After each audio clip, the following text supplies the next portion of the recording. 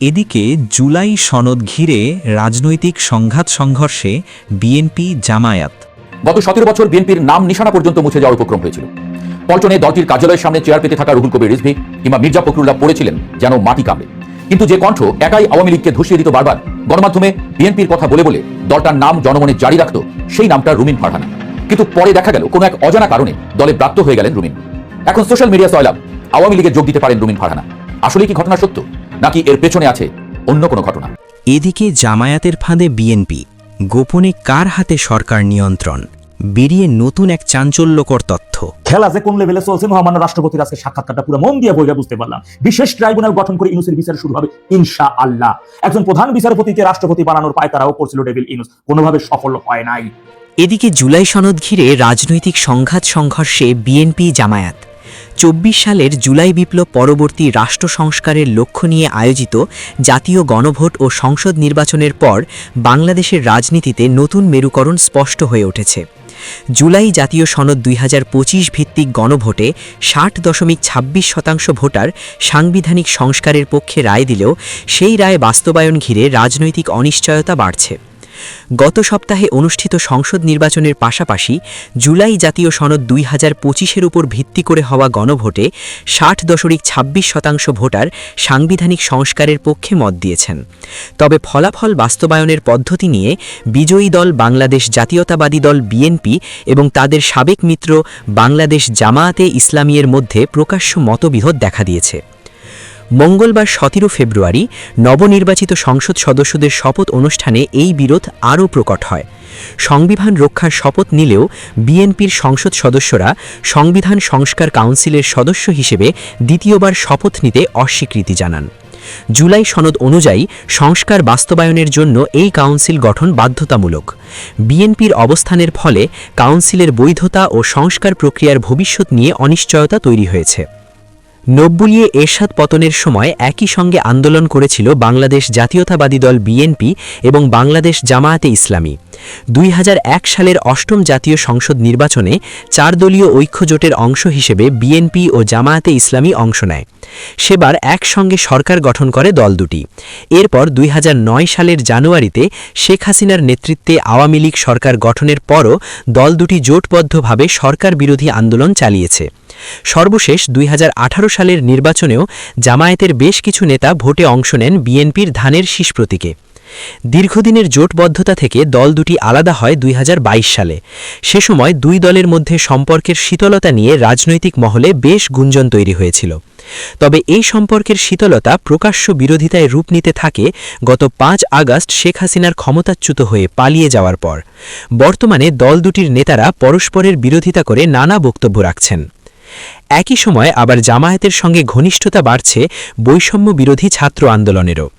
সর্বশেষ গত মঙ্গলবারই বৈষম্য বিরোধী ছাত্র আন্দোলনের সমন্বয়ক ও জাতীয় নাগরিক কমিটির মুখ্য সংগঠক সার্জিস আলম এক অনুষ্ঠানে উল্লেখ করেন, জুলাই আগস্টের গণ অভ্যুত্থান চলাকালে রাজপথে সহযোদ্ধার ভূমিকা পালন করেছিল জামায়াতের ছাত্র সংগঠন বাংলাদেশ ইসলামী ছাত্র শিবির। আবার জামায়াতের সর্বোচ্চ পর্যায় থেকেও বিভিন্ন সময় বৈষম্য বিরোধী ছাত্র আন্দোলনের বা জাতীয় নাগরিক কমিটির সঙ্গে একযোগে কাজ করার বিষয়ে বক্তব্য এসেছে। দীর্ঘদিনের জোটসঙ্গী দুই দল বিএনপি ও জামায়াতের ক্রমবর্ধমান বিরোধ এবং এর বিপরীতে বৈষম্য বিরোধী ছাত্র আন্দোলনের সঙ্গে জামায়াত ও ছাত্র শিবিরের বর্তমান সখ্যকে রাজনীতিতে নতুন মেরুকরণের ইঙ্গিত হিসেবে দেখছেন পর্যবেক্ষকেরা অনেকেই। অন্তর্বর্তী সরকার ক্ষমতা গ্রহণের পর থেকেই নির্বাচন প্রসঙ্গে বিএনপি জামায়াত ভিন্ন অবস্থান নিয়েছে। যৌক্তিক সময়ে নির্বাচন আয়োজনের দাবি করছে বিএনপি। অন্যদিকে নির্বাচন নিয়ে জামায়াতে ইসলামীর পক্ষ থেকে কোনো তাড়াহুড়ো দেখা যাচ্ছে না। এছাড়া আরও কিছু বিষয় নিয়ে সাম্প্রতিক সময়ে দল দুটির পক্ষ থেকে প্রকাশ্যেই একে অন্যের বিপক্ষে বক্তব্য রাখা হচ্ছে। মুক্তিযুদ্ধে জামায়াতে ইসলামীর ভূমিকা তুলে থাকেন বিএনপির স্থায়ী কমিটির সদস্য রুহুল কবির রিজভী। সিলেটে এক অনুষ্ঠানে জামায়াত নেতাদের উদ্দেশ্যে তিনি বলেন, ৭১-এ আপনাদের ভূমিকা কী ছিল? আপনারা কোন সেক্টরে যুদ্ধ করেছেন? আপনারা কোন সেক্টর কমান্ডারের আন্ডারে যুদ্ধ করেছেন? বাংলাদেশে কেউ দেশপ্রেমী নেই, শুধু একটি রাজনৈতিক দল দেশপ্রেমী। এ ধরনের বিভ্রান্তি আপনারা তৈরি করলে মানুষ হাসবে, মানুষ হাসি ছাড়া আর কিছু দেবে না। বিএনপি ও জামায়াত জোটবদ্ধ হয় ১৯৯৯ সালে। এরপর ২০০১ সালের ১ অক্টোবর অনুষ্ঠিত অষ্টম জাতীয় সংসদ নির্বাচনে ৪ দলীয় ঐক্যজোটের অংশ হিসেবে বিএনপি ও জামায়াতে ইসলামী অংশ নেয়। সেবার ১৯৩টি আসন পেয়েছিল বিএনপি, আর জামায়াতে ইসলামী পায় ১৭টি আসন। ২০০৮ সালের ২৯ ডিসেম্বর জাতীয় নির্বাচনে জামায়াতকে ৩৫টি আসন ছেড়ে দেয় বিএনপি। সেবার বিএনপি ৩০টি ও জামায়াত ২টি আসনে জয়লাভ করে। ২০১৪ সালের নির্বাচনে দুটি দলই ভোট বয়কট করে। এরপর ২০১৮ সালের ডিসেম্বরে অনুষ্ঠিত নির্বাচনে জামায়াতকে বিএনপি ২২টি আসন ছেড়ে দেয়। সেবার নিবন্ধন না থাকায় জামায়াত নেতারা নির্বাচন করেছিলেন ধানের শীষ প্রতীকে। এদিকে জামায়াতের ফাঁদে বিএনপি, গোপনে কার হাতে সরকার নিয়ন্ত্রণ, বেরিয়ে নতুন এক চাঞ্চল্যকর তথ্য। জামাতে ইসলামীকে এখন আর কষ্ট করে মাঠ গরম করতে হচ্ছে না, তাদের রাজনৈতিক এজেন্ডার সিংহভাগ কাজ করছে বিএনপি। প্রশ্ন উঠতেই পারে, সেটা কিভাবে সম্ভব? দুটি দলই সম্পূর্ণ ভিন্ন মেরুর দল, তাদের রাজনৈতিক আদর্শ ভিন্ন, দুটি দলের রাজনৈতিক কর্মকাণ্ড ভিন্ন, তাদের স্বার্থ ভিন্ন। তারপরেও কেন বলা হচ্ছে জামাতের হয়ে কাজ করে দিচ্ছে বিএনপি? সমীকরণটি খুব সহজ যেমন নয়, তেমনি কাজটি খুব কঠিনও নয়। রাজনীতির পাশা খেলায় জামায়াত এমন একটা চাল চেলেছে যেখানে বিএনপি এখন অনেকটা বাধ্য হয়েই জামায়াতের দেখানো পথে হাঁটছে। এই প্রতিবেদনে সেটাই তুলে ধরা হবে। বাংলাদেশের রাজনৈতিক বিশ্লেষকদের মতে বিএনপির ভাগ্য এখন বেশ ভালো। তারা রাজনৈতিক দল হিসেবে আওয়ামী লীগকে পায়নি, পেয়েছে জামায়াতকে। এরকম একটা চিত্র কল্পনা করা যেতে পারে। আওয়ামী লীগকে নির্বাচনে প্রতিদ্বন্দ্বিতার সুযোগ করে দেওয়া হয়েছে, তারা বিএনপির সঙ্গে কাঁটায় কাঁটায় টক্কর দিয়েছে, কিন্তু সংখ্যাগরিষ্ঠতা অর্জন করতে পারেনি বলে তারা প্রধান বিরোধী দল হিসেবে আত্মপ্রকাশ করেছে। তারা বিরোধী আসনে বসলে তারেক রহমানের পক্ষে সরকার চালানো বেশ কঠিন হয়ে পড়ত। কিন্তু জামায়াত আওয়ামী লীগের দেখানো পথে হাঁটতে নারাজা। তারা বিরোধী দলের কাজ করছে। দলে রয়েছে বেশ কয়েকজন উচ্চ শিক্ষিত মানুষ, যারা জামায়াতের কট্টরপন্থী ভাবমূর্তিকে মুছে ফেলতে বদ্ধপরিকর। তারা বিএনপিকে অযথা ঝামেলার মধ্যে ফেলতে চাইছে না। যদি জামায়াত ক্ষমতায় গেলে বিএনপিকে এত সহজে ছেড়ে দিত, বিশ্লেষকেরা বলছেন সেটা কখনই হতো না। বিএনপি তখন আওয়ামী লীগ, বাম সংগঠন, অন্য দলগুলিকে নিয়ে সর্বাত্মক প্রতিরোধ গড়ে তুলত, রাষ্ট্র অচল করে দিত। জামায়াতের সাংগঠনিক ভিত আগের থেকে অনেক মজবুত, কিন্তু ক্ষমতায় গিয়ে চতুর্মুখী ষড়যন্ত্রের মোকাবিলা করতে পারত না। সেই রকম পরিস্থিতি তেমন হয়তো তৈরি হয়নি, তাই তাদের ক্ষমতার কাছাকাছি এসেও তারা ক্ষমতায় আসীন হতে পারেনি। জামায়াত কিভাবে বিএনপিকে দিয়ে তাদের কাজ করিয়ে নিচ্ছে? জামায়াত রাজনীতিতে এমন এক মানদণ্ড তৈরি করেছে যা বিএনপির জন্য মরণ বাচন হয়ে উঠেছে। সোহরাওয়ার্দী উদ্যানে জামায়াত প্রধান শফিকুর রহমান বলেছিলেন, আমরা ক্ষমতায় গেলে বা আমাদের প্রার্থীরা সাংসদ হলে তারা রাষ্ট্রের কোনো প্লট গ্রহণ করবেন না, শুল্কমুক্ত গাড়ির সুবিধা নেবেন না, এলাকায় চাঁদাবাজি বন্ধ করবেন, এলাকায় কোনো উন্নয়নমূলক কাজ হলে কাজের শেষে সেই কাজের পাই টু পাই হিসেবে জনগণের সামনে পেশ করবেন। এটা ছিল এক বিশাল ঘোষণা। বাংলাদেশে কেউ মন্ত্রী বা সাংসদ হলে পোয়া 12। নির্বাচনের 2 দিন পর মিডিয়ার সামনে এসে শিশির মনির আবারও নির্বাচনে দেওয়া তাদের সেই প্রতিশ্রুতির কথা স্মরণ করিয়ে দিয়েছেন। তিনি স্পষ্ট জানিয়ে দেন, তাদের বিজয়ী প্রার্থীরা শুল্কমুক্ত গাড়ি বা সরকারি প্লট ব্যবহার না করার সিদ্ধান্ত নিয়েছেন। খেলা ঘুরে গেল এখানেই। জামাতের ঘোষণায় ক্ষমতায় আসীন শাসক দল এবং প্রধানমন্ত্রী তারেক রহমান জানিয়ে দেন, তিনি সরকারি গাড়ির পরিবর্তে তারেক নিজস্ব গাড়ি ব্যবহার করবেন। গাড়ির জন্য জ্বালানি তিনি নিজেই কিনবেন। বুধবার তিনি গিয়েছিলেন সাভার ও শেরে বাংলায়, গিয়েছিলেন নিজের গাড়ি টয়োটায় চেপে। সেখান থেকে সচিবালয়ে যান ওই গাড়িতে। যানজটের কথা বিবেচনা করে প্রধানমন্ত্রীর নির্দেশে তার কনভয়ে গাড়ির সংখ্যা কমিয়ে ফেলা হয়েছে। এতদিন প্রধানমন্ত্রীর কনভয়ে গাড়ির সংখ্যা ছিল 13 থেকে 14, সেটা কমিয়ে 4টি করা হয়েছে। প্রধানমন্ত্রী যে গাড়ি ব্যবহার করবেন সেই গাড়িতে থাকবে না জাতীয় পতাকা। বিদেশি কোনো অতিথি এলে তার সঙ্গে দেখা করতে যাওয়া বা তাকে অভ্যর্থনা জানানোর সময় গাড়ির বোনেটের সামনে থাকবে জাতীয় পতাকা। এটা জামাতের কৌশল। বিএনপি দীর্ঘদিন ক্ষমতার বাইরে ছিল, ফলে তাদের দলের কোনো নেতা সরকারি সুবিধা নেওয়া থেকে বঞ্চিত ছিলেন। স্বভাবতই বিএনপি ক্ষমতায় আসীন হলে দলের জয়ী সাংসদরা সরকারি সুবিধা নেবেন, এটাই ছিল ধারণা। সেই ধারণায় কুঠারাঘাত করল জামায়াত। গত 17 বছর বিএনপির নাম নিশানা পর্যন্ত মুছে যাওয়ার উপক্রম হয়েছিল। পল্টনে দলটির কার্যালয়ের সামনে চেয়ার পেতে থাকা রুহুল কবির রিজভী কিংবা মির্জা ফখরুল্লাহ পড়েছিলেন যেন মাটি কামড়ে। কিন্তু যে কণ্ঠ একাই আওয়ামী লীগকে ধসিয়ে দিত বারবার, গণমাধ্যমে বিএনপির কথা বলে বলে দলটার নাম জনমনে জারি রাখত, সেই নামটা রুমিন ফারহানা। কিন্তু পরে দেখা গেল কোনো এক অজানা কারণে দলে ব্রাত্য হয়ে গেলেন রুমিন। এখন সোশ্যাল মিডিয়া সয়লাভ, আওয়ামী লীগে যোগ দিতে পারেন রুমিন ফারহানা। আসলে কি ঘটনা সত্য, নাকি এর পেছনে আছে অন্য কোনো ঘটনা? রুমিন ফারহানার বাবা ছিলেন ভাষা সৈনিক অলি আহাদ। তিনি ছিলেন পূর্ব পাকিস্তান মুসলিম ছাত্রলীগ এবং আওয়ামী মুসলিম লীগের অর্থাৎ বর্তমান আওয়ামী লীগের অন্যতম প্রতিষ্ঠাতা সদস্য। 52 ভাষা আন্দোলনে তিনি সামনে থেকে নেতৃত্ব দিয়েছেন, দলটির জন্য ঘাম ঝরিয়েছেন, কিন্তু শেষে ভুল বোঝাবুঝিতে আওয়ামী লীগে ব্রাত্য হয়ে পড়েন। মৌলানা ভাসানীর ঘনিষ্ঠ সহচর হিসেবে পরিচিত অলি আহাদ পরবর্তীতে মতাদর্শগত কারণে আওয়ামী লীগ থেকে বেরিয়ে যান এবং নিজের রাজনৈতিক পথ বেছে নেন। রুমিন ফারহানা সেই আফসোসটাই করলেন সেদিন। বাবার মতো তারও একই পরিণতি। সে যাই হোক, গত 21শে ফেব্রুয়ারি শহীদ মিনারে মহান ভাষা সৈনিকের মেয়ে রুমিন ফারহানাকে ফুল দিতে দেওয়া হয়নি।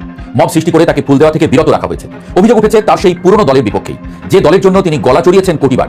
প্রশ্ন উঠেছে, তারেক রহমানের মবের দিন শেষ বলাটা কি শুধুই কথার কথা তাহলে? রুমিন ফারহানা কষ্ট পেয়েছেন, একথা সত্যি, নিজে এমন একজনের মেয়ে হয়ে। যা হোক, কষ্ট কিন্তু তিনি পেয়েই আসছেন গত কয়েক মাস ধরে। অভিযোগ করেছেন নির্বাচনের নানান বাধার সম্মুখীন হয়েছেন। অভিযোগ করেছেন তার সাবেক দলের বিরুদ্ধেই। কিন্তু শেষ জয়টা হয়েছে তাই, জিতেছে হাঁসমার্কা। নির্বাচনে জিতে দেখিয়ে দিয়েছেন নিজের সক্ষমতা।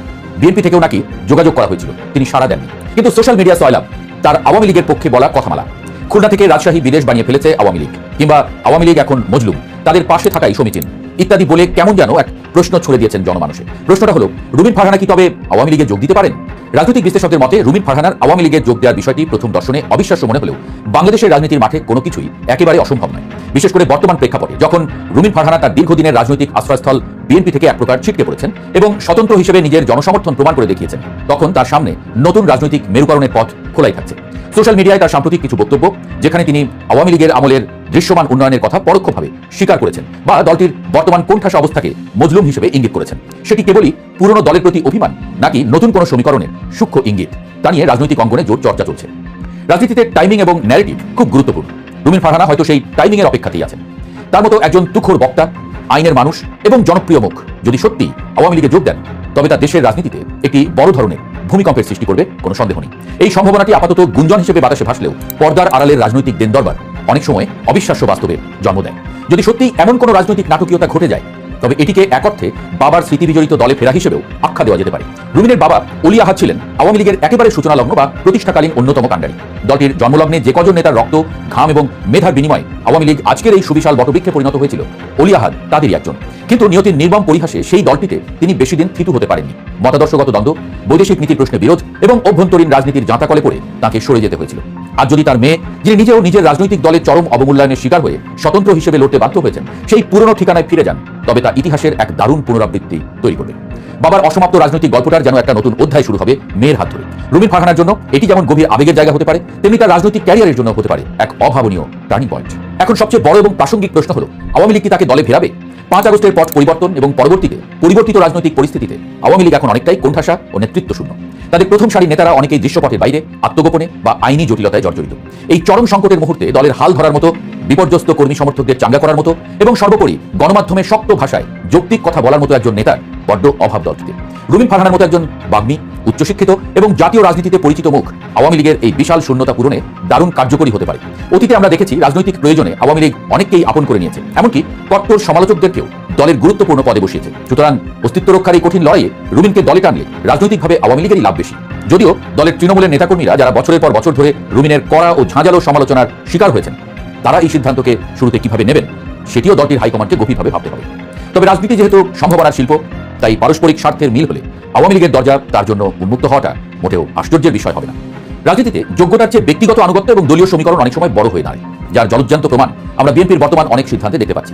এই প্রসঙ্গে অনিবার্যভাবেই চলে আসে বর্ষিয়ান নেতা, প্রখ্যাত আইনজীবী এবং বীর মুক্তিযোদ্ধা ফজলুর রহমানের কথা। রাজনৈতিক অঙ্গনে একটি কথা বেশ জোরালোভাবেই প্রচলিত যে, সারা দেশে আওয়ামী লীগের যে বিশাল ভোট ব্যাংক বা নীরব সমর্থক গোষ্ঠী, তাদের একটি বড় অংশকে বিএনপির দিকে আকৃষ্ট করার পেছনে ফজলুর রহমানের মতো পরিচ্ছন্ন মুক্তিযুদ্ধপন্থী নেতাদের বিশাল ভূমিকা ছিল। তার পরিচ্ছন্ন ইমেজ, যুক্তিপূর্ণ বক্তব্য এবং মুক্তিযুদ্ধের চেতনা ধারণ করার সত্তাটি অনেক সাধারণ এবং নিরপেক্ষ ভোটারকে বিএনপির প্রতি ভরসা জুগিয়েছে। কিন্তু দলের হাইকমান্ড বা তারেক রহমান এখন পর্যন্ত তাকে দলে কোনো বড় সম্মানজনক বা নীতি নির্ধারণী দায়িত্ব দেননি। যিনি দলের জন্য এত বড় একটি ইতিবাচক ইমেজ তৈরি করতে সাহায্য করলেন, তাকেই যদি দল যথাযথ মূল্যায়ন না করে, তবে স্বভাবতই প্রশ্ন ওঠে, বিএনপি আসলে কাদের মূল্য দিচ্ছে? রুমিন ফারহানার মতো ফজলুর রহমানও কি তবে একই ধরনের উপেক্ষার শিকার হলেন? যোগ্যদের এই অবমূল্যায়ন দলের অভ্যন্তরীণ ক্ষোভকে আরও উস্কে দিচ্ছে এবং তৃণমূলের কর্মীদের মাঝে ভুল বার্তা পৌঁছে দিচ্ছে। রাজনীতির এই জটিল এবং বহুমাত্রিক দাবা খেলায় আরও একটি বিষয় সম্প্রতি সবার নজর কেড়েছে, আর তা হলো আওয়ামী লীগের একের পর এক কার্যালয় ধীরে ধীরে খুলে যাওয়া। আগস্ট পরবর্তী সময়ে যে দলটির কার্যালয়গুলোর সামনে যাওয়াটাই ছিল প্রায় অকল্পনীয় এবং চরম ঝুঁকিপূর্ণ, সেখানে এখন ধীরে ধীরে প্রাণের সঞ্চার হচ্ছে, সাইনবোর্ড উঠছে, নেতারা উঁকি ঝুঁকি মারছেন। রাজনৈতিক পাড়ায় জোর গুঞ্জন রয়েছে যে বিএনপির এক প্রকার গ্রিন সিগন্যাল বা নীরব সম্মতির কারণেই এমনটা সম্ভব হচ্ছে। রাজনৈতিক বিশ্লেষকদের মতে বিএনপি হয়তো চাইছে না রাজনীতিতে একচেটিয়া শূন্যতা তৈরি হোক, অথবা অতি ডানপন্থী বা তৃতীয় কোনো শক্তির আকস্মিক উত্থান ঘটুক। আওয়ামী লীগকে মাঠে রেখে একটি নিয়ন্ত্রিত ও দুর্বল বিরোধী দল হিসেবে তাদের কিছুটা স্পেস দেওয়াটা বিএনপির দীর্ঘমেয়াদী রাজনৈতিক কৌশলেরই অংশ হতে পারে। এতে করে আন্তর্জাতিক অঙ্গনে একটি স্থিতিশীল এবং গণতান্ত্রিক পরিবেশের বার্তা দেওয়া যায়। আর ঠিক এই সুযোগটি কাজে লাগাতে চাইছে আওয়ামী লীগ। এই নতুন রাজনৈতিক মেরুকরণে রুমিন ফারহানার মতো নেতারা, যারা নিজেদের দলে কোণঠাসা কিন্তু নিজস্ব ভোট ব্যাংক ও তুমুল জনপ্রিয়তা রয়েছে, তারা যদি আওয়ামী লীগের মতো একটি প্রতিষ্ঠিত কিন্তু বর্তমানে নেতৃত্ব সংকটে থাকা দলে যোগ দেন, তবে তা শুধু আওয়ামী লীগেরই পুনরুজ্জীবন করবে না, উল্টো বাংলাদেশের আগামী দিনের রাজনীতির মানচিত্রকে পুরোপুরি বদলে দিতে পারে। খেলা যে কোন লেভেলে চলছে মহামান্য রাষ্ট্রপতির আজকে সাক্ষাৎকারটা পুরো মন দিয়ে বইটা বুঝতে পারলাম। বিশেষ ট্রাইব্যুনাল গঠন করে ইউনুসের বিচার শুরু হবে ইনশাআল্লাহ। একজন প্রধান বিচারপতিকে রাষ্ট্রপতি বানানোর পায়তারাও করছিল ডেভিল ইউনুস, কোনোভাবে সফল হয় নাই। আসলে বাঙালি জাতি এরা সম্পদ দিতে কম হতে পারে, কিন্তু ইতিহাসের ঐতিহাসিক কাজ ঘটায়, মানে যুদ্ধের ময়দানে বা আন্দোলন থেকে শুরু করে এই ব্যাপারে রেকর্ড আছে। এখন যদি ডেভিল ইউনুসের মতো আন্তর্জাতিক খ্যাতি সম্পন্ন এক শীর্ষ সন্ত্রাসী নোবেল জয়ীকে যদি ঝুলাই দেওয়া যায়, এটা ইউনেস্কো নাম সহ বিশ্বের দরবারে এটা নজির হয়ে থাকবে, রেকর্ড হয়ে থাকবে যে বাঙালি জাতি সেই জাতি তার সর্বপ্রথম করে নোবেল জয়ীকে ঝুলাই দিয়েছে, লটকাই দিয়েছে, প্রশ্রয় দিয়ে দিয়েছে। এটাই হবে, খুব শীঘ্রই আসছে। ঘটনা বুঝতে হলে 15 মিনিট সময় দিয়ে পুরো ভিডিওটি মন দিয়ে দেখতে হবে। প্রথমে সালাম দিয়ে কেমন আছেন মহামান্য? সপ্তাহখানেক ধরে ভালো আছি। বেশ, তার আগে কি ভালো ছিলেন না? রাষ্ট্রপতি একটি রহস্যের হাসি। অন্তর্বর্তী সরকারের 1.5 বছর বঙ্গভবনে আপনার কেমন কেটেছে? কিছুক্ষণ নীরব থেকে তারপর একটা দীর্ঘ শ্বাস নিয়ে, ওই 1.5 বছর আমি কোনো আলোচনায় নেই, অথচ আমাকে নিয়ে চলে নানান চক্রান্ত। একটু যদি বিস্তারিত বলেন। দেশের শান্তি শৃঙ্খলা চিরতরে ধ্বংস করার এবং সাংবিধানিক শূন্যতা সৃষ্টি করার অনেক পায়তারা হয়েছে, সেসব কি সফল হয়েছে? আমি দৃঢ় চিত্তে আমার সিদ্ধান্তে অবিচল ছিলাম, যে কারণে কোনো ষড়যন্ত্রে সফল হয়নি। বিশেষ করে অসাংবিধানিক উপায়ে রাষ্ট্রপতিকে উপড়ে ফেলার অসংখ্য ছক ব্যর্থ হয়েছে। ফলে 1.5 বছর বঙ্গভবনের অভিজ্ঞতা যে ভালো তা বলা যাবে না। আমার উপর দিয়ে যে ঝড় গেছে, এরকম ঝড় সহ্য করার মতো ক্ষমতা অন্য কারো ছিল কিনা আমি জানি না। তাহলে আপনার পদত্যাগের দাবিতে বিক্ষোভ হতে দেখেছি, বঙ্গভবন অভিমুখে মিছিল হয়েছে, আন্দোলন হয়েছে। সে পরিস্থিতিতে বঙ্গভবনের ভেতরের পরিবেশ কেমন ছিল? আপনার ভাবনা কি ছিল? আমাকে কতভাবে উপড়ে ফেলার চেষ্টা করা হয়েছে, কোনো পরিস্থিতিতেই আমি ভেঙে পড়িনি। আমি বলেছি আমার রক্ত ঝরে যাবে বঙ্গভবনে, রক্ত ঝরে ঝরুক, আরেক ইতিহাস আমি যোগ হব, কিন্তু আমি সাংবিধানিক ধারাবাহিকতা রক্ষা করব। আমি এই সিদ্ধান্তে অবিচল ছিলাম, আল্লাহর ইচ্ছা আর আমার দৃঢ়তা। কে বা কারা নেতৃত্বের এই আন্দোলন হয়েছিল? কেনই বা আপনার প্রতি এত আক্রোশ ছিল তাদের? 22 অক্টোবর 24 বঙ্গভবন ঘেরাও হলো, অমুকের দল তমুকের দল, মঞ্চ, ঐক্য, কত কি রাতারাতি সৃষ্টি। এগুলো একই টাইপের লোকজন, সব বিভিন্ন ফোরাম, বিভিন্ন নামে। কোথায় তারা এত টাকা পেল? এখানে যখন ঘেরাও করলো, সেনাবাহিনী 9ম ডিভিশন থেকে ফোর্স এসে 3 স্তর নিরাপত্তা দিল। এরপর ওই যে মেয়েটা লাফ দিয়ে কাঁটাতারের বেড়ার উপরে উঠে ঝাঁপ দেয়, কি আশ্চর্য ব্যাপার, এগুলো ভাড়াটিয়া। তারপর যখন সাউন্ড গ্রেনেড মারা হলো, লাফ দিয়ে পড়লো, পড়ার পর সে পড়েই থাকবে, ছবি তোলা হবে। সে ডাকছে ক্যামেরাম্যানকে, ছবি তোলো, ছবি তোলো, মানে এটা দিয়ে সে ব্ল্যাকমেল করবে। তারপর তাকে মহিলা পুলিশ, মহিলা আর্মি এসে টেনে হিস্ট্রি তুলে আর্মি জিপি করে নিয়ে যায়। ওই রাতটা আমার জন্য ছিল বিভীষিকাময়। ওই যে ব্ল্যাক ফ্লাইওভার দিয়ে ওই পেছনে ওদিকে খালি ঠেলা গাড়ি, ভ্যান, কাভার্ড ভ্যান দিয়ে চারদিক ছিন্নমূল লোকজনের আসে। গণভবনের মতো বঙ্গভবন লুট করতে চেয়েছিল। আমরা তো ঘরেই ছিলাম, আমাদের তো আর কিছুই নেই, এখান থেকে তো আমি পালাবো না, তাই না? সেই অবস্থা যদি হতো, তখন একটা কথা ছিল, 3 স্তর নিরাপত্তা দিয়ে কভার করা হয়েছে। সেনাবাহিনী খুব দৃঢ়তার সঙ্গে আবার এপিসি দিয়ে ঠেলে পরিস্থিতি নিয়ন্ত্রণ নেয়। রাত 12টার সময় বৈষম্য ছাত্র আন্দোলনের নেতারা, তখনকার তথ্য উপদেষ্টা নাহিদ ইসলাম ফোন করলো, এরকম একটা খবর পাওয়া গেছে, ওরা আমাদের লোক না। আমি এ বিষয়ে প্রধান উপদেষ্টার সঙ্গে কথা বলেছি। এগুলো সব আমরা ডিসপার্স করার চেষ্টা করছি। তারপর দেখি হ্যাঁ, কিছু স্থানীয় লোক এসে ওদের নিয়ে যায়, কিন্তু কিছু লোক আবার থেকে যায়। তাদের সরাতে রাত 2টা বেজেছে, রাত 2টা 3টা পর্যন্ত আমরা তো জেগে আছি, কিন্তু বিভিন্ন জায়গায় তারা মিটিং করছে, রাষ্ট্রপতির অপসারণ চাই, রাজু ভাস্কর্যের ওখানে, তারপর বিভিন্ন জায়গায় বিভিন্ন ছোট ছোট গ্রুপ করে তারা এটা চায়। সেই দুঃসময় কাউকে পাশে পেয়েছিলেন? আমি নির্দ্বিধায় বলতে পারি, ওই কঠিন সময়ও বিএনপির শীর্ষ নেতৃত্ব আমার পাশে ছিলেন। তারা তখনও সংবিধানের ধারাবাহিকতা অক্ষুণ্ণ রাখার বিষয়টি আমার কাছে স্পষ্ট ভাষায় ব্যক্ত করেছেন। বিশেষ করে বিএনপির চেয়ারম্যান তারেক রহমান ঘিরে আমার মনের মধ্যে অনেক কৌতূহল জমা ছিল, কিন্তু আমি পর্যায়ক্রমে বুঝতে পারলাম তিনি খুবই আন্তরিকতাপূর্ণ মানুষ। হি ওয়াজ সো কার্ডিয়াল। আমার দুঃসময় বিএনপির সহযোগিতা শতভাগ ছিল। অন্তর্বর্তী সরকারের ভিতর থেকে রাষ্ট্রপতি অপসারণের উদ্যোগ কেন নেওয়া হয়েছিল আর কারা এর ইন্ধন জুগিয়েছিল বলে মনে করেন? মূলত গণঅভ্যুত্থানের কিছু নেতার চাপে আমাকে অপসারণের উদ্যোগ নেওয়া হয়। এ বিষয়ে রাজনৈতিক দলগুলো নিজেদের মধ্যে দীর্ঘ আলাপ আলোচনা করে একটি সিদ্ধান্তে আসে। এমনকি অন্তর্বর্তী সরকারও একটা সিদ্ধান্ত এসেছিল, সেটা হলো যদি রাজনৈতিক দলগুলো চায় আমি অপসারিত হই, তাহলেই শুধু আমি অপসারিত হতে পারি, নচেত নয়। পরে দেখা গেল যে এই ইস্যুতে 2টি গ্রুপ হয়ে গেল, গ্রুপে মিটিং হলো, আলোচনা হলো, তারা বিভিন্ন দল ও জোটের কাছে গেল। তখন এরকম একটা অবস্থা ছিল, যে কোনো মুহূর্তে মেজরিটি হয়ে গেলেই আমি অপসারিত হয়ে যাব বা আমার মনস্তাত্ত্বিক দিক ভেঙে যাবে। তখন তারা আমাকে অনুরোধ করবে পদত্যাগের জন্য, কিন্তু বিএনপি থেকে উচ্চ পদে আসীন নেতা আমাকে আশ্বস্ত করে বলেছিলেন যে আপনার প্রতি আমাদের সমর্থন আছে, আমরা সাংবিধানিক ধারাবাহিকতা অক্ষুণ্ণ রাখতে চাই, কোন অসাংবিধানিক উপায় রাষ্ট্রপতিকে অপসারণের পক্ষে আমরা নই। আমি বলবো যে বিএনপি ও তাদের জোট সঙ্গীর একটা গ্রুপ হয়ে যায়, আর একটা গ্রুপ হয়ে যায়, তাদের আপনারা সবাই চেনেন। তবে তারা শেষ পর্যন্ত সফল হয়নি, উদ্যোগটা ব্যর্থ হলো বিএনপি ও তাদের জোটের কারণে। একটা বৃহত্তর রাজনৈতিক দল যে স্ট্যান্ডার্ড নিয়েছে, সেটাকে সরকার তখন সমর্থন করতে বাধ্য হলো। ওটা সবচেয়ে বড় মুভ ছিল আমাকে অপসারণ করার। মানে তারা এত বেশি চ্যালেঞ্জিং ভাবনার মধ্যে ছিল যে একটা হ্যাস্ত করেই ছাড়বে, যার ফলে রাজনৈতিক দলগুলোর সঙ্গে বসা, কথা বলা, এসব সযত্নে তারা করেছে। এই আলাপটাকে তারা ইতিবাচক দিকে নিয়ে যেতে পারবে, সেই বিশ্বাসটা তাদের মধ্যে ছিল, যার ফলে তারা বিভিন্নভাবে প্রতিদিন টাইম দিয়ে সময় করে বিভিন্ন দলের কাছে যাওয়া, তাদের সঙ্গে কথা বলা, বের হয়ে এসে সাংবাদিকদের ফেস করা, এই সব কাজই ছিল, হয়ে গেছে। এই সব কাজই কিন্তু হয়ে গেছে। এর মধ্যে আমি অত্যন্ত উদ্বিগ্নতাভাবে লক্ষ্য করছি, দেখা যাক না কি হয়। এক সময় দেখা গেল যে আপনি এটা নীরব হয়ে গেল, আর এগোতে পারলো না, তাতে বোঝা গেল যে এটা হবে না। এরপর নতুন করে আর কোনো উদ্যোগ ছিল আপনার বিষয়? হ্যাঁ, বলতে গেলে শেষ সময় পর্যন্ত তারা চেষ্টা করে গেছে কিভাবে আমাকে উপরে ফেলা যায়। রাজনৈতিক পর্যায়ে থেকে ওই উদ্যোগটা ব্যর্থ হলে খোদ অন্তর্বর্তী সরকারের পক্ষ থেকে থেকেই নতুন করে এই বিষয়ে পদক্ষেপ নেওয়া হয়। আজকে বলতে দ্বিধা নাই যে একটা অসাংবিধানিক উপায়ে একজন সাবেক প্রধান বিচারপতিকে নিয়ে এসে আমার জায়গায় বসানোর চক্রান্ত করেছে অন্তর্বর্তী সরকার। এই মুভটা হয়েছে, আমি বিষয়টি জেনেছি। সরকারের পক্ষ থেকে একজন উপদেষ্টা ওই বিচারপতি শরণাপন্ন হয়েছিলেন। তারা ঘণ্টাব্যাপী মিটিং করেন, তবে ওই বিচারপতি রাজি হননি। উনি সাফ বলে দিয়েছিলেন উনি রাষ্ট্রপতি, উনি সবার ঊর্ধ্বে, সাংবিধানিকভাবে সবকিছুর উপরে। ওই জায়গায় আমি অসাংবিধানিকভাবে বসতে পারি না। ওই বিচারপতি দৃঢ়তার কারণে শেষ পর্যন্ত সরকারের এই উদ্যোগ ব্যর্থ হয়। আপনি কিভাবে বিষয়গুলো জানতে পারলেন? আমি তখন তিনি উত্তর দেন, আমি তো বিচার বিভাগের লোক, বিচার বিভাগ তো ওনার আশেপাশেই সব, আমি সেভাবে বিষয়টি জেনে নেই। আপনার সেই দৃঢ় মনোবলের নেপথ্যে কি ছিল? কেউ কি আপনাকে সাহস জুগিয়েছে? সত্যি বলতে একা আমার পক্ষে মনোবল দৃঢ় রাখা কঠিন হতো যদি না অনেকের আশ্বাস বা অভয় বাণী না পেতাম। বিশেষ করে বিএনপি সর্বোচ্চ পর্যায় থেকে আমাকে এই বলে আশ্বস্ত করেছিলেন যে আমি যেন সাংবিধানিক ধারাবাহিকতা রক্ষার অবিচল থাকি।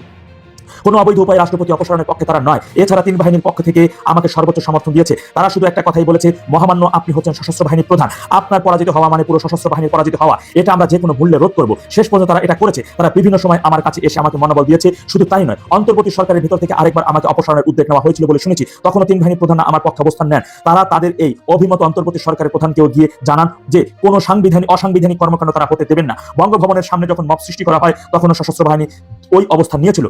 এই বিষয়ে আপনি অন্তর্বর্তী সরকারের প্রধান উপদেষ্টার সঙ্গে যোগাযোগ করেছিলেন কি, অথবা সেই দিক থেকে আপনার সঙ্গে কোনো যোগাযোগ হয়েছিল কি? ওই পরিস্থিতিতে ডক্টর ইউনূসের কাছ থেকে কোনো ফোন পাইনি। আমার পক্ষে বা বিপক্ষে কোনো অবস্থানেই তিনি ছিলেন না। অবশ্য ওনাকেও আমি সাহায্য চেয়ে কোনো আবদার করিনি। আমার মনোভাব ছিল যা হচ্ছে হতে থাকুক, দেখা যাক কতদূর গড়ায়। তবে আমি এটুকু বলতে পারি যে কূটনৈতিক মহল থেকেও আমাকে অপসারণ করার বিষয়ে নেতিবাচক অবস্থান ছিল। আমি এভাবে অসাংবিধানিক ও বেআইনিভাবে অপসারিত হই সেটা তারাও চায়নি। এটাও বড় শক্তি ছিল। তবে আমি সবসময় স্বীকার করি যে বিএনপি এবং তার জোট অন্যের প্ররোচনায় ক্রুদ্ধ হয়নি, তারা নিজেদের সিদ্ধান্তে অটল ছিল।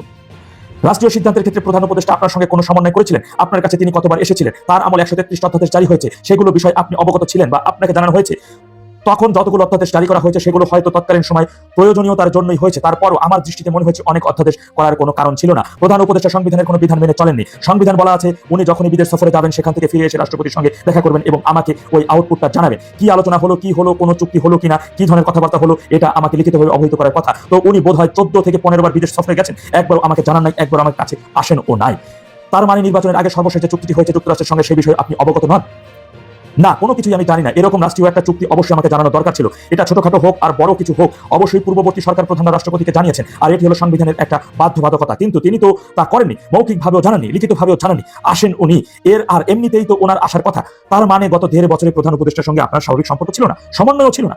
উনি যে প্রধান উপদেষ্টা হলেন সেই প্রক্রিয়ার উৎসাহ ছিলাম আমি, অর্থাৎ আমার উদ্যোগেই এই সরকার গঠনের প্রক্রিয়া শুরু হয়। কিন্তু প্রধান উপদেষ্টা পরবর্তী সময় আমার সঙ্গে সেভাবে সমন্বয় করেননি। এটি আসলে বোঝানোর কোনো উপায়ও নেই, কেননা তিনি একটিবারের জন্য ও আমার কাছে আসেননি। আমাকে সম্পূর্ণভাবে আড়ালে রাখার চেষ্টা করে গেছেন। আমার 2বার বিদেশ সফর উনি আটকে দিয়েছেন। একটা ছিল একটা ছিল কসোভো, গত ডিসেম্বরের ঘটনা। সেখান থেকে রাষ্ট্রপতিকে দাওয়াত দেওয়া হয়েছিল কি নোট পেপার ওখানে একটা অ্যাসেম্বলিতে পড়ার জন্য, কিন্তু আমাকে যেতে দেওয়া হয়নি। তারপর কাতারের আমির আমাকে দাওয়াত করলো ওখানে একটা সামিটে অংশগ্রহণের জন্য। রাষ্ট্রপতি অ্যাড্রেস করবেন, সেই সেমিনার রাষ্ট্রপতি ছাড়া আর কেউ থাকবে না। তখন আমার কাছে পররাষ্ট্র মন্ত্রণালয় থেকে আমাকে একটি চিঠি দেওয়া হলো। চিঠিটি বানিয়ে দেওয়া হলো, তারাই ড্রাফট করে আমার কাছে পাঠায়, আর ওই দাওয়াত পত্রটাও পাঠায়। চিঠিটা মধ্যে ছিল যে আমি রাষ্ট্রীয় কাজে ভীষণ ব্যস্ত, সুতরাং এই সেমিনারে অংশগ্রহণ আমার পক্ষে সম্ভব না, আমি দুঃখিত। ওই চিঠিটা আমি যখন সই করে দিই, এই চিঠিটা লেখার সময় আপনার সঙ্গে কোনো আলোচনা হয়েছে? না, সেটাই তো বলছি, আমার সঙ্গে কোনো পরামর্শ করা হয়নি, আমাকে জানানো হয়নি। চিঠিটা দেওয়ার পর আমরা জানলাম যে এরকম একটা দাওয়াত এসেছিল। আপনি কি সত্যি রাষ্ট্রীয় জরুরি কাজে ব্যস্ত ছিলেন? হেসে রাষ্ট্রপতি উত্তর দেন, একজন রাষ্ট্রপতি কি এত বেশি ব্যস্ত থাকে? আমাদের সংবিধানের আলোকে যাই হোক, পরে আমি ওই চিঠিটি একটি প্রশ্নবোধক চিহ্ন দিই, পাল্টা একটি চিঠি পররাষ্ট্র মন্ত্রণালয়ে পাঠাই। তাতে আমি পররাষ্ট্র মন্ত্রণালয়ের এমন শিষ্টাচার বহির্ভূত অর্থপূর্ণ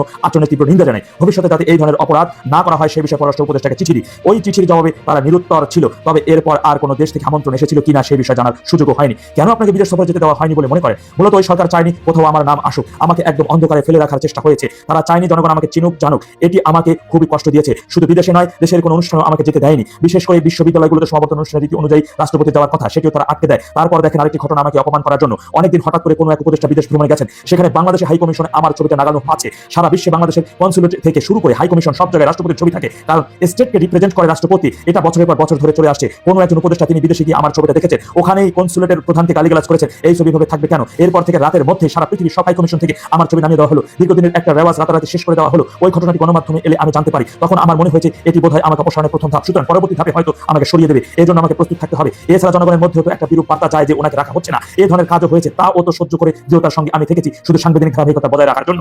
ওই ঘটনায় কোনো প্রতিবাদ করেননি। আমি পররাষ্ট্র উপদেষ্টা বরাবর একটি চিঠি দিয়েছিলাম, আমার মনের ক্ষোভ সেই চিঠির মধ্যে বর্ণনা করেছি। তো ওই চিঠি পেয়ে পররাষ্ট্র উপদেষ্টা একটু চুপচাপ। সাংবাদিকরা প্রশ্ন করলে বলছে এটা অনেক বড় বিষয়। আমি